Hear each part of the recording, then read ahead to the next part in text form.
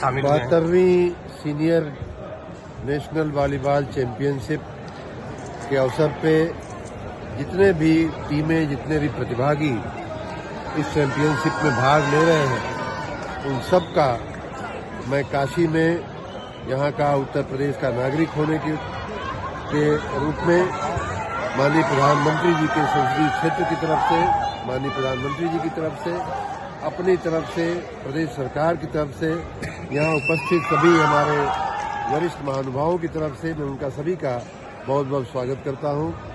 महापौर वाराणसी ने इस स्टेडियम को जीवंत करने का एक बहुत ही अच्छा प्रयास किया है। माननीय प्रधानमंत्री जी ने इस स्टेडियम की, मुझे याद है कि जब वो सोच रहे थे इसको बनवाने के चक्कर के बाद, तो उन्होंने कहा था कि ये ऐसा स्टेडियम बनना चाहिए कि जो अंतर्राष्ट्रीय स्तर का हो। यहाँ अंतर्राष्ट्रीय स्तर के खेल भी आने वाले दिवसों में होंगे और इस प्रकार इसकी शुरुआत हो चुकी है। मैं इसमें भाग लेने वाले सभी को बहुत बहुत बधाई दूंगा। माननीय प्रधानमंत्री जी खेल को लेकर के हमेशा बहुत ही सतर्क रहते हैं, बहुत ही उनका उत्साह रहता है। खेल को, मुझे याद है कि वो खेल के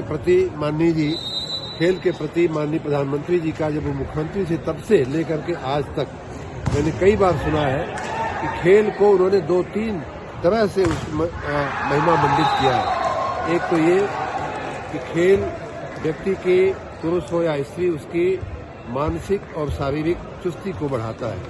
दूसरा उन्होंने कहा था कि खेल से खेल भावना पैदा होती है, स्पोर्ट्स से स्पोर्ट्समैन स्पिरिट पैदा होती है और उसमें हारो या जीतो समभाव में रहो।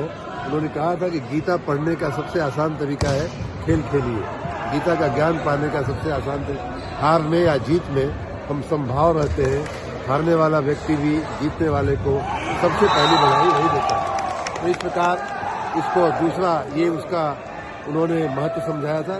तीसरा उन्होंने एक और महत्व समझाया था कि खेल जो है अब एक बहुत बड़ी इंडस्ट्री बन रहा है और हमारे नौजवानों को, खेलने वालों को तो खैर इनाम मिलता ही है, उनको तो जो समाज में, अर्थव्यवस्था में स्थान मिलता है वो आप देख ही रहे हैं कि कई खिलाड़ी बहुत इनाम पा करके और वो करके आगे बढ़ जाते हैं। लेकिन साथ ही उसके इर्द गिर्द बहुत बड़ी एक इंडस्ट्री भी काम करती है। जैसे वॉलीबॉल का ही गेम है, वॉलीबॉल बनाने वाले, मैन्युफैक्चर करने वाले, नेट बनाने वाले, यहाँ जितने 1000 लोग आए हैं, 1000 लोगों के खाने पीने की व्यवस्था करने वाले।